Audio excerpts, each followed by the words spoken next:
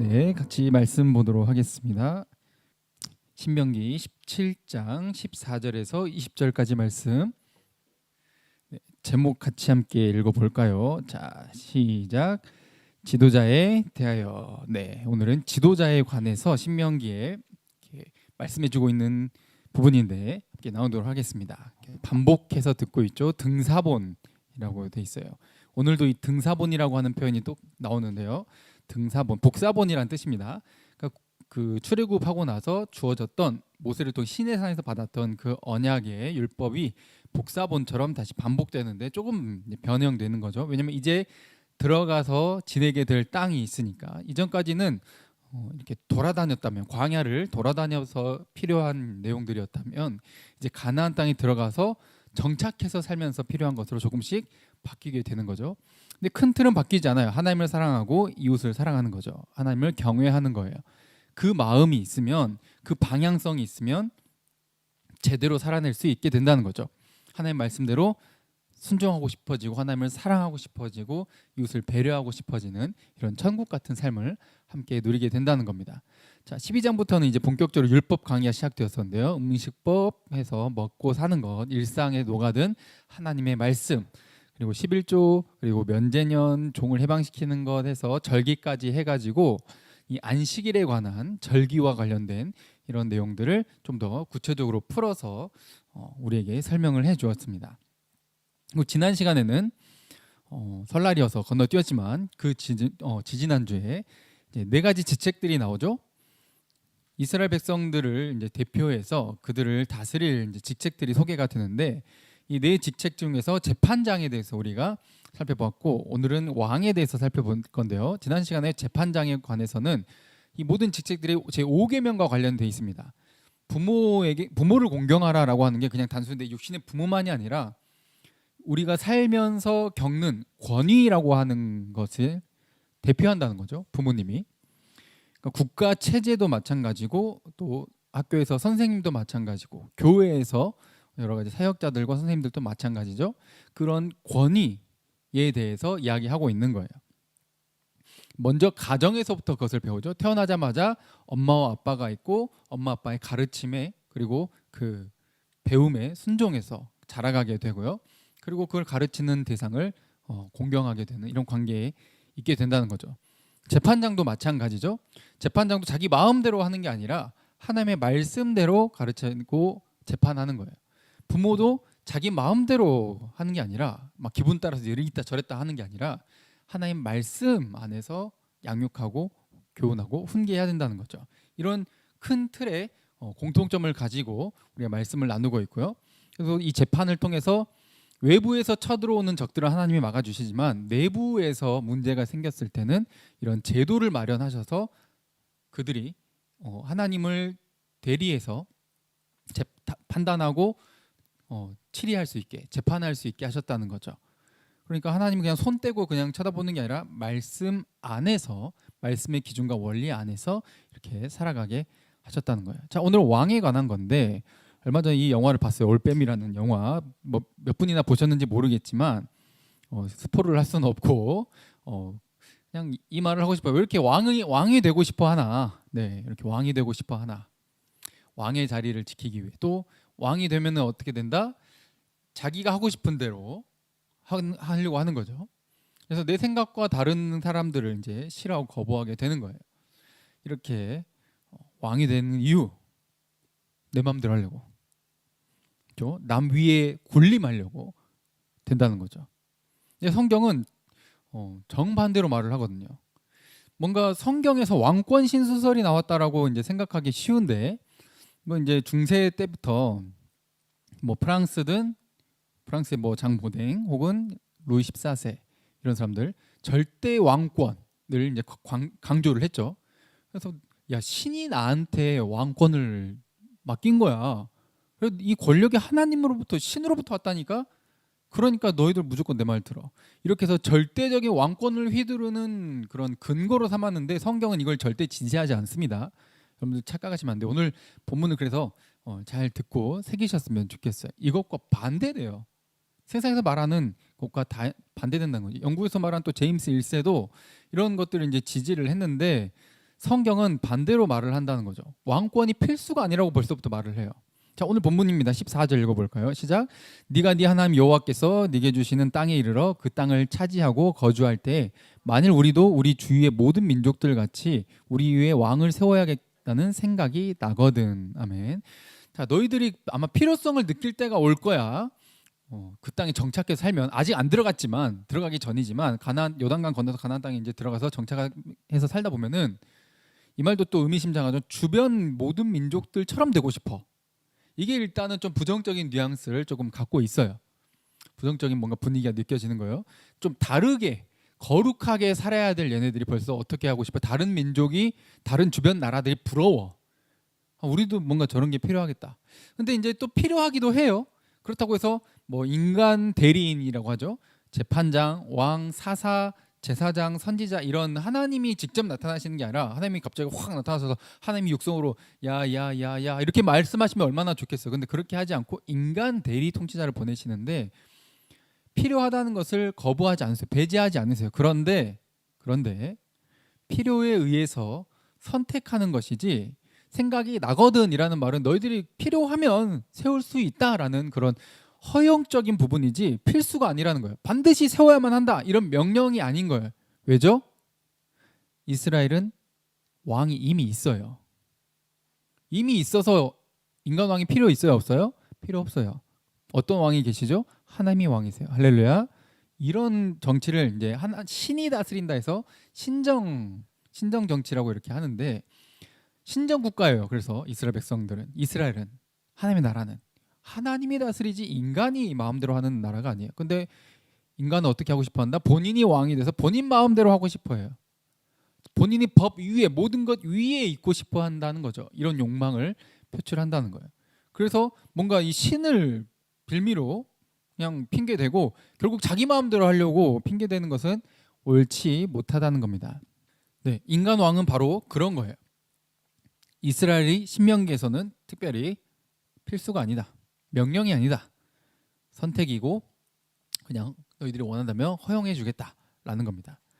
이때 우리가 기억해야 될 부분은 여기서 신명기에서 말하는 지금 왕, 인간 왕은 뭔가 하나님의 모습이 이렇게 나타나는, 하나님의 모습이 투영된다 그러죠.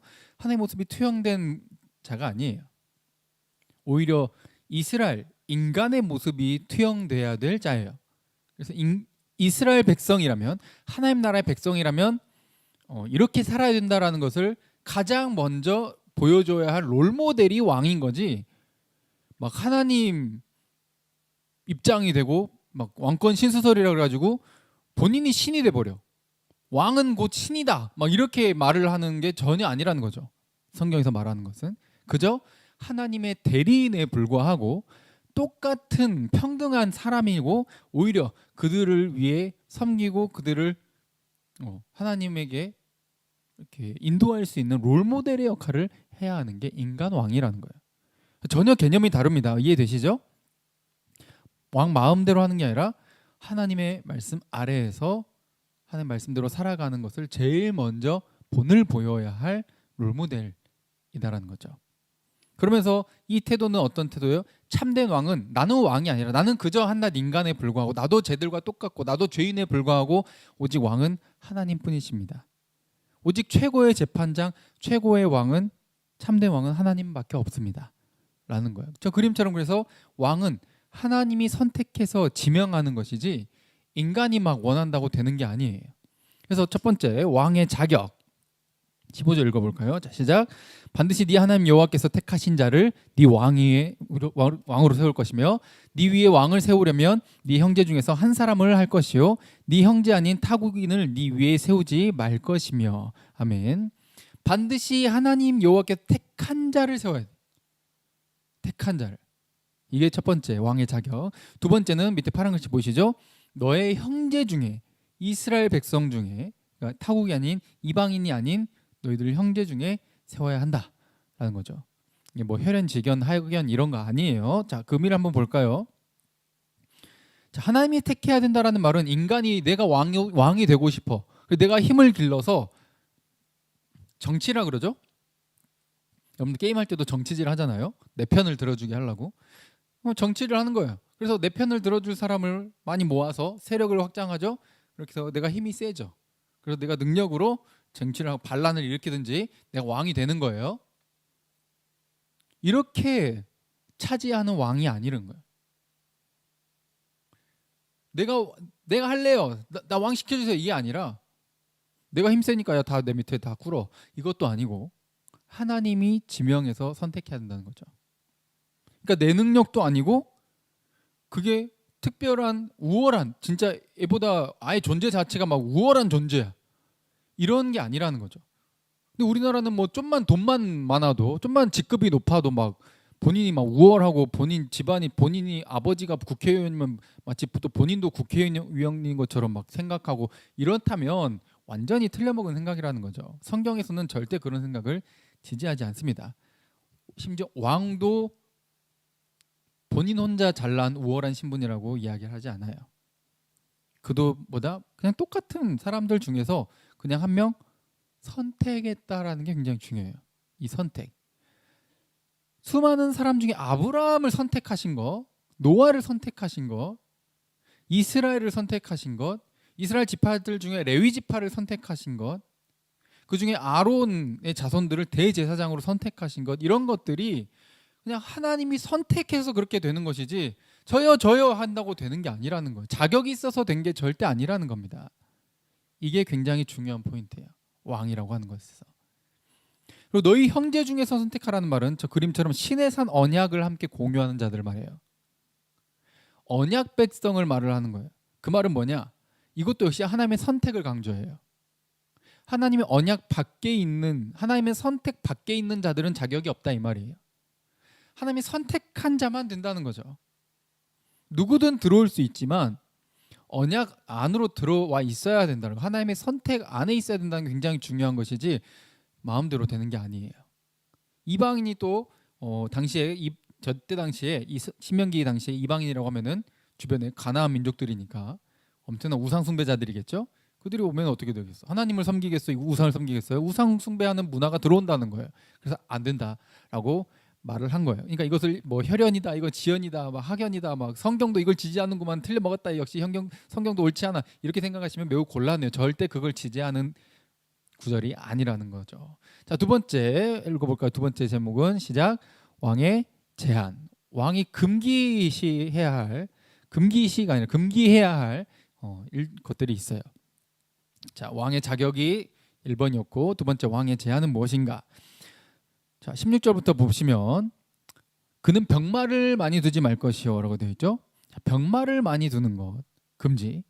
그리고 17절부터 보면은 아내를 많이 두는 것, 처와 첩들 많이 두는 것 금지. 그리고 또 수많은 은금 막 부자가 되려고 하는 것, 막 돈 욕심 부리는 것, 막 화려한 건물 막 짓고 거기 막 보고 막 우와 여기 업적 막 찬양 받고 막 대단하다 막 저런 건물도 세우고 막 진짜 여러분들 기억해야 돼요. 지금 이 나누는 게 지금 지도자에 대하여였어요. 제목이 이때 당시에 왕만이 아니에요. 교회 지도자도 포함이고 여러분들이 집에서 가장도 마찬가지고 이 사회 국가 체제의 지도자 모든 지도자에 대해서 천국을 누리려면 어떻게 해야 되는지를 나누고 있는 거예요. 우와, 업적 막 자랑하고 막 어떻게 그렇게 진짜 대단한 건물을 세우셨어요. 이거 아니라는 거예요. 먼저 여기 병마를 많이 두는 것은 말은 군사력을 의미해요. 당시에 병거라고 하면은 성경에 병거 하면은 지금으로 치면 이제 탱크를 의미합니다. 탱크. 말이 엄청 힘이 세죠.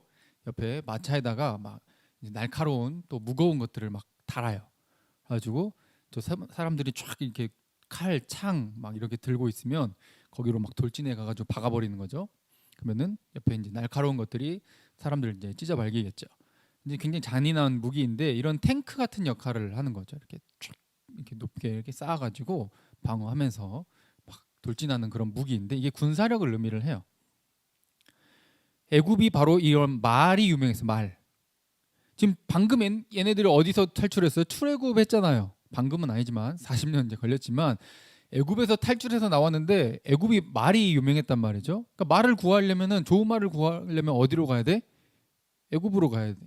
그러니까 다시 애굽으로 돌아간다라고 하는 그런 상징성을 가진다는 거죠. 그래서 너희가 엄청난 군사력의 힘을 가지고 이 나라를 장악하고 권력을 유지하려고 하는 그런 행위를 하지 말아라라는 거예요. 세상은 어때요? 군사력이 중요하다. 군사력, 권력, 정치 이걸로 휘어잡는 것, 권력 잡는 게 굉장히 중요하잖아요. 왕이 되려는 목적이 뭐예요? 그것을 또 누려보고 싶어서 내 말 한마디면 다들 벌벌벌 기어. 내 말 한마디면 확 움직여. 다 나한테 막 다 내 눈치 보고 말이에요. 막 으아, 어깨 막 뽕 이렇게 들어가가지고 이걸 경험하고 싶어 하는데 성경에서 말하는 지도자, 왕은 그와 정반대. 그걸 추구하지 말라 그래. 아니 안보는 어떻게 합니까? 우리나라는 누가 지켜줍니까? 그런데 이스라엘 백성들은 당시에 말을 하는 거예요. 이스라엘 백성들은 하나님이 지켜주신다라고 하는 것을 지금 강조하고 있는 거죠. 그렇다고 두지 말라고 하지 않았어요. 있어요. 병사도 있어요. 군사력도 있어요. 그런데 그걸 의지하지 말라는 의미예요. 무슨 말인지 이해되시죠? 많이 두지 말 것이요. 왜냐면 그게 많으면 하나님보다 누굴 의지하게 돼요? 뭘 의지해? 내 군사력, 내 힘을 의지하게 되니까요. 자, 그리고 많은 처와 첩, 아내들을 두는 것 하지 말아라. 또 다들 왕이 왜 되고 싶어해? 권력자가 왜 되고 싶어해? 아 이제 막 내 말 한마디에 막 아주 많은 젊은 여자들이 막 이런 걸 막 누리고 싶어하는 그런 욕심 이런 것들도 이제 특권이 들어가 있게 된다는 거죠. 근데 성경에서 뭐라고 말해요? 지도자는 그런 자리가 아니다. 그런 특권 누릴 생각하지 말아라. 그리고 당시에 솔로몬 당시에도 수많은 이제 결혼을 했다라고 하는 것은 외교에 주변 나라들이랑 결혼을 통해서 정략 관계로 동맹 관계를 맺는 거죠.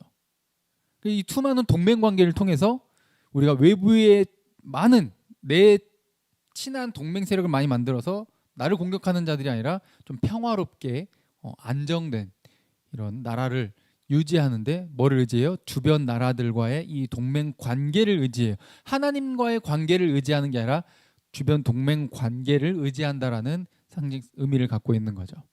솔로몬이 처음에는 아주 화려하게 출발했지만 타락하게 되는 데 있어서 이 많은 여자들을 거느렸고 그 여자들이 섬기던 주변 나라들의 그런 우상들을 가지고 와서 나라도 이제 타락하기 시작하고 그 이후로 솔로몬 이후로는 나라가 남과 북으로 갈라지고 완전히 타락하게 되는 그런 절차를 밟게 되죠. 그래서 이거를 금지하고 있는 거고요. 자, 세 번째는 많은 돈을 쌓지 말아라 그랬는데 많은 돈을 쌓으면 어떻게 하겠어? 왕이 본인이 뭐 농사 짓는 것도 아니고 어떻게 해요? 뭐를 걷어요? 세금을 걷어들이겠죠. 많은 것을 막 갖고 막 화려한 거 막 짓고 싶고 뭐 이렇게 하려면 돈이 필요하니까 뭐를 더 많이 걷어들이려고 하겠어요? 세금을 많이 걷어들이려고 하겠죠. 그러면은 없는 자들은 없는 중에 더 이제 허리가 휘는 거죠. 휘는 정도가 아니라 저렇게 트위스트 아주 그냥 비틀어지게 되는 거죠. 본인의 이익과 욕심을 위해서 백성들을 착취해서는 아니 된다. 그런데 어때요? 세상에선 또 왕이 왜 되고 싶어해? 여자도 누리고 싶고 힘도 갖고 싶고 또 막 나한테 이렇게 뇌물도 갖다 바치면서 내가 막 사적으로 이익도 많이 챙기고 그리고 내 자손 대대손손 대대로 아주 그냥 잘 먹고 잘 살려고 그러려고 지도자 높은데 막 직급 얻고 싶어 하자는 사람들이. 근데 성경은 그것과 정반대로 이야기한다. 그거 추구하지 마라. 왕이 되면 어떤 특권을 누릴 수 있는지 어떤 특혜가 있는지 그런 것들을 전혀 언급하지 않아요. 오늘 본문은. 오히려 왕이 해야 될 것이 무엇인가? 왕은 뭘 해야 되냐? 자, 3번 왕의 의무입니다. 자, 신명기 17장 18절 19절 시작. 그가 왕 위에 오르거든 이 율법서의 등사본을 레위 사람 제사장 앞에서 책에 기록하여 평생에 자기 옆에 두고 읽어 그의 하나님 여호와 경외하기를 배우며 이 율법의 모든 말과 이 규례를 지켜 행할 것이라. 아멘. 자, 왕이 할 일이 많아요, 적어요? 많아요. 엄청 많아요. 바빠요. 정신없어요. 힘들어요. 그런데도 막 대통령 하고 싶어하고 왕 되고 싶어 하는데 그 이유가 뭐예요? 아까 말했던 것. 이제 이것을 돈, 성, 권력 이거를 다 누리고 싶어가지고 하고 싶어 하는 거거든요. 근데 성경에서 뭐라고 말해요? 여러 가지가 뭐 바쁘고 뭐 일이 많겠지만 왕이 해야 할 것 중에 강조하는 건 딱 하나예요. 주님의 하나님의 말씀을 보시면 기록한 거. 왕이 복사본을 여기 제사장 앞에서 책에 기록하여 이 율법서의 등사본, 신명기가 그런 뜻이라고 했죠. 신명기 등사본을 복사본을 왕도 기록하는 거고 그것을 항상 옆에 가까이 두고 뭐예요? 항상 읽어요. 읽고 뭐예요? 하나님의 여호와 경외하는 것을 항상 배워요. 나는 왕이지만 나는 쟤네들과 별로 별반 다를 것 없는 사람이야. 나는 하나님 말씀 아래에 있어야 해. 나는 하나님을 가장 최고의 왕으로 모셔야 돼. 이걸 항상 겸손을 배우는 거야. 하나님 경외, 하나님을 두려워하는 것. 경외라고 하는 것을 말을 바꾸면 그대로 하나님을 두려워하는 거거든요. 본인이 왕이라고 막 겁도 없이 마음대로 하는 게 아니라 본인 위에 하나님이 계시다는 걸 항상 기억하는 거예요. 이걸 배우고 말씀을 통해 이것을 지켜 행하는 것. 딱 한 가지 강조예요. 뭐예요? 말씀, 율법. 왕도 뭐 아래에 있다? 율법 아래에 있다. 하나님의 말씀, 하나님의 명령 아래에 있다. 하나님의 다스림, 통치 안에 그 아래에 있다. 라고 하는 걸 강조하고 있다는 거죠. 그래서 결국은 왕은 뭐다? 하나님의 모습을 투영하는 게 아니라 인간으로서 어떻게 하나님의 백성이 살아야 되는지, 하나님의 백성은 어떤 원리로 사는지를 본인이 제일 먼저 롤모델로서 보여줘야 할 위치가 이스라엘의 왕이라고 하는 위치인 거죠. 다른 주변 국가의 왕들과 당시의 왕, 지금도 역사 대대로 사람들이 인식해오던 그 왕과는 전혀 다른 개념이라는 거죠. 그래서 결국 목적은 뭐예요? 하나님의 마음에 합한 자가 되는 거예요. 그러면 이게 지도자가 저래야 된다는 거구나. 나는 뭐 지도자 안 할 거니까. 이런 말을 하는 무식한 분들이 계셨어요. 근데 그런 게 아니라 신약에서는 우리도 왕 같은 제사장이라고 해요. 누구든 부모가 되고 어디에 가든 누군가에게 본을 보이게 되고 본인이 싫어도 누군가가 본인에게 영향을 받게 되는 그런 사회적인 그런 제도 아래 살아가고 있는 게 우리의 삶이죠. 그랬을 때 우리가 왕 같은 제사장이고 누구에게든 본을 보여야 할 그런 롤모델이라는 겁니다. 그래서 삶의 원리가 무엇인지를 보여주었는데 이렇게 말씀 아래에 있을 때 그 삶의 원리대로 살 때에 진짜 천국과 하나님께서 주신 복을 누릴 수 있는 그런 삶을 살아가게 됩니다. 자, 20절 읽어볼까요? 자, 시작. 그리하면 그의 마음이 그의 형제 위에 교만하지 아니하고 이 명령에서 떠나 좌로나 우로나 치우치지 아니하리니 이스라엘 중에서 그와 그의 자손이 왕위에 있는 날이 장구하리라. 아멘. 하나님께서 그에게 그 왕권을 유지하고 하나님의 통치가 계속 이어질 수 있게, 왜냐하면 하나님의 뜻을 따라서 살아가니까, 하나님의 뜻이 이 땅 가운데 이루어질 수 있게 하니까 하나님이 도와주신다는 거죠. 그리하면이라고 해가지고 이렇게 말씀대로, 말씀을 왕부터 뭐예요? 말씀을 쓰고 읽고 배우고 지켜 행하는 것, 이것을 항상 매일 떠나지 않고 잘 하면, 여러분 그렇다고 뭐 말하는 것마다 율법 이야기하고 뭐 맨날 시도 때도 없이 그냥 율법만 읽고 있고 이게 아니에요. 왕으로서 직무가 많아요. 놀기도 하고 쉬기도 하고 다 합니다. 그런데 삶의 원리가 그렇다는 거, 삶의 원리가 말씀 아래에 있다 이 말이죠. 이런 의미인 거죠. 그래야 네가 우월하다라고 착각하지 않는다 이 말이에요. 너도 저 백성들과 똑같은 사람일 뿐 교만하지 않고 그 말씀에서 치우치지 않아, 떠나지 않고 겸손의 말씀대로 잘 할 수 있고 하나님이 그 왕위가 계속 이어지게 은혜를 베푸신다라는 거죠. 그러니까 막 본인 출생이 뭐 왕족이라고, 우리나라도 어때요? 그림처럼 양반 출신이라고 막 높아져가지고 나는 너랑은 애초에 급이 달라, 아니 그냥 태생부터 달라, 이런 말을 하지 않는다 이 말이에요. 본인이 좀 뭐 머리가 좋든 외모가 괜찮든 운동신경이 좋든 돈을 많이 갖고 태어났든 지위가 높게 태어났든 아무 상관없어. 모두가 하나님 앞에서 평등하다라고 하는 이 삶의 원리를 인식하게 된다는 거죠. 세상에서는 지금 오늘도 왕의 직분이죠. 그러니까 그런 직위가 있다라고 하는 것을 부정하지 않아요. 그런데 그것은 그냥 어떤 이 땅에서 이 나라의 기능을 잘 발휘하기 위해서 필요한 직위인 것이지, 그게 내가 얘보다 존재 자체가 우월하다라고 하는 것이 절대 아니라는 거예요. 그러니 꼭 기억하세요. 누구든 여러분들 제발 여러분들이 학교에서든 뭐 세상에서든 직장에서든 교회에서든 어떤 직분 아니면 직급 이런 것을 가졌을 때 좀 속된 말로 꼰대가 되지 말라 이 말이에요. 내가 어떻게 했는데, 내가 어떻게 이 자리에 올라왔는데, 내 능력, 내 자격, 내 우월함, 내가 선배인데 막 이런 걸 강요하지 않는, 강조하지 않는, 오히려 겸손해. 당신이랑 나랑 하나님 앞에서 똑같다라는 거를. 그러나 여기 직분상 이 일을 해나가기 위해서 지금 우리가 주어진 이 상황에서 이 일을 할 때 필요한 이런 거고, 그래서 아랫사람도 윗사람을 공경하고 존경하고 윗사람도 아랫사람을 사랑하고 참 배려하고 이렇게 이해해주고 용서하고 이런 것들이 이루어질 때 천국이지, 막 위에서는 밑에 요즘 것들 왜 저러냐 그러고 맨날 뭐라 하고 밑에 사람들은 저기 위에다가 막 꼰대나 그러고 막 그렇게 하니까 이게 서로 갈등이 일어나고 지금 시대처럼 완전 지옥 같은 삶이 되게 되는 거죠. 그런데 천국은 어때요? 삶의 원리가 말씀 아래 평등. 그러나 세상에서의 직분은 서로 존중. 이해되시죠? 이게 균형을 이루어야 된다는 거예요. 한쪽으로 치우치면 안 돼. 왕권 신수설을 주장하면 안 돼요, 여러분. 저도 목사지만 교회 목사님이 절대적이지 않아요. 한낱 연약한 인간일 뿐이에요. 제가 그렇거든요.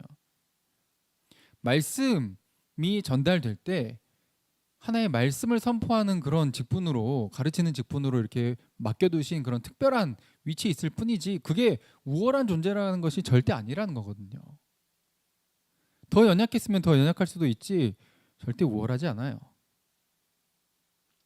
그래 막 뭐 무조건 절대 복종 막 이런 거 아니에요. 서로 교회 공동체가 어때요? 서로 이런 것들을 통해서 알 수 있는 것처럼 민주적으로 서로 의견을 나누고, 그래도 또 순종하기도 하고 존중하고 배려하고 또 용서하고 이런 모습이 함께 이루어져 가는 게 진짜 천국 같은 교회의 모습이 되게 된다는 거죠. 그래서 예레미야서에 보면은 언약적 평등이라고 하죠. 신의 산 언약 아래 하나님의 백성은 하나님 안에 들어왔으면 그 말씀 아래 모두 평등하다라고 하는 것을 이렇게 말하고 있는데, 예레미야 22장 2절에 다윗의 왕위에 앉은 유다 왕이여, 그래서 그 자손들이죠. 다윗의 자손들 왕에게 이렇게 말하죠. 네 신하와 이 문들로 들어오는 이 왕궁의 문에 들어오는 네 백성은 여호와의 말씀을 들을지니라 하면서 강조하시는 것이, 왕이든 신하든 백성이든 다 똑같이 들어야 된다라는 말이에요. 3절에 여호와께서 이와 같이 말씀하시되 너희가 정의와 공의를 행하고 탈취한 자를 압박한 자의 손에서 건지고 이방인 고아 과부를 막 압제나 학대하지 말아라. 무죄한 피를 흘리지 말아라. 그런 것을 하나님께서 싫어하신다라는 거예요. 그렇게 모두가 똑같이 평등하게 함께 행복하게 살아갈 수 있게 이것을 너희가 실행하면 너희들의 그런 삶과 또 이런 군사력과 이런 평화가 계속 유지될 거지만, 5절에 너희가 그대로 하지 않으면, 하나님의 말씀 아래에 있지 않으면, 곧 그걸 지키거나 순종하지 않으면 내가 나를 두고 맹세하는데, 왜냐하면 하나님보다 더 높이 계신 분이 없기 때문에 우리는 우리보다 좀 더 높은 분을 두고 맹세하지만 하나님 자신의 이름을 걸고 맹세하시는데 너희가 망할 것이다, 황폐하리라. 그러니 어때요? 왕이든 신하든 백성이든 다 똑같이 말씀을 들어야 되고 똑같이 살아야 되는 거예요. 서로 다른 바가 없어요. 왕만 그렇게 사는 게 아니에요. 신하들만 그렇게 사는 게 아니에요. 백성들만 그렇게 사는 게 아니에요. 이 뭐 어떤 직분에 있든지 똑같이 3절에 가난한 자, 고아, 과부, 어려움에 있는 사람들 돕고 나누고 희생하고 이렇게 살아가야 된다는 거예요. 난 왕이니까 니들이 해. 이거 아니라는 거예요. 모두가 이 정신이 이 땅 가운데 실현될 수 있게끔 함께 노력해야 된다는 거죠. 서로의 기능적인 부분은 조금 다를 수 있겠지만 모두가 함께 이 방향성을 가지고 가야 된다는 거죠. 교회 지도자들도 마찬가지죠. 너희 중 장로들에게 권하노니라고 하면서 여기 장로들은 지금의 뭐 목사 직분을 의미한다고 생각하시면 됩니다. 나는 함께 장로된 자요. 그렇죠. 베드로도 자기도 교회의 지도자다라고 고백하고 있어요. 예수 그리스도의 고난의 증인이고 나타날 예수님께 다시 오실 그 영광에 참여할 자. 주님 다시 오시면 우편에서 함께 그 파티에 참여하게 될 자라고 자신을 소개합니다. 그러니까 너희도 나와 같이 뭐다? 나도 너희와 같은 장로다. 베드로도 뭐라 말했어? 나는 사도니까 니들이랑 급이 달라. 이렇게 말 안 했어요. 나도 함께 장로된 자다. 분명히 직분상 특별한 위치에 있는데 사도는 나도 함께 장로된 자다. 자신을 겸손하게 말을 하고 있고 너희가 그래서 내가 했던 것처럼 지도자부터 본을 보였고 양무리를 치는데 이 백성들을 하나님의 백성들을 잘 돌보는데 말씀으로 잘 가르치는데 이것을 양육한다 해서 친다라고 되어 있죠. 양을 친다라는 표현이고 때린다는 게 아니죠. 친다. 억지로 하지 말고 하나님의 뜻을 따라서 자원해서 기쁨으로 하는데 니들 사적인 이익을 위해서 더러운 이익을 위해서 하지 말고 막 교회를 통해서 막 부자 되려고 막 자기 명예 높이려고 막 칭찬 들으려고 막 이러려고 하지 말라는 거예요. 그런 건 전혀 없어도 해야 된다 이 말이죠. 오히려 베드로서 5장 3절에 맡은 자들에게 주장하는 자세, 너희들이 맡은 그 양무리들에게 막 네 뜻, 네 생각, 성경에도 없는 거 그냥 만들어가지고 막 무조건 강요하고 안 따라온다고 막 순종 안 한다고 너희들 막 하나님 안 기뻐한다고 막 이렇게 말하지 말라는 거죠. 의미심장한 말이에요. 이런 거 하지 말고 양무리에 뭐가 되라? 본이 되라. 이 성경에서 말하는 지도자에 대한 말씀인 거죠. 그래야 주님 다시 오실 때 영원한 영광의 관을 쓰는 거지. 너를 위해서. 오늘 본문에도 자기를 위하여라고 되어 있죠. 그렇죠? 그 밑에 자기를 위하여. 자기를 위해서 사는 것과는 정반대라는 거예요. 그렇게 살면 성경에서 말한 지도자의 본과는 정반대라는 겁니다. 그럼 예수님이 우리의 참된 지도자 왕이신데 어떤 본을 보이셨느냐? 제자들의 발을 씻으셨죠. 자, 요한복음 13장 14절부터 자, 시작. 내가 주와 또는 선생이 되어 너희 발을 씻었으니 너희도 서로 발을 씻어주는 것이 옳으니라. 아멘. 지도자는 뭐다? 본을 보이는 존재다. 내가 너에게 행한 것 같이 너희도 행하게 하려고 내가 본을 보였다. 이게 하나님 나라의 원리예요. 지도자, 권력, 돈, 여자 이런 걸 얻으려고 남들은 그렇게 지도자 되고 싶어 하지만 우리는 예수님처럼 본 보이려고. 자, 또 요한복음 10장 11절. 자, 시작. 나는 선한 목자라 선한 목자는 양들을 위하여 목숨을 버리거니와. 아멘. 발만 씻어준 게 아니죠. 이게 상징적으로 더 나아가서 뭐예요? 목숨까지 내어줘요. 왕부터 지도자부터 뭐예요? 자신을 내려놔요. 나를 내어줘요. 이게 하나님 나라예요. 내가 어떤 존재인지 알아? 나 하나님이야 하고 막 우와 막 이렇게만 하시는 분이 아니라는 거죠. 하나님이. 그런데 인간이 그런 꼴을 하고 있으면 얼마나 우스우시겠어요.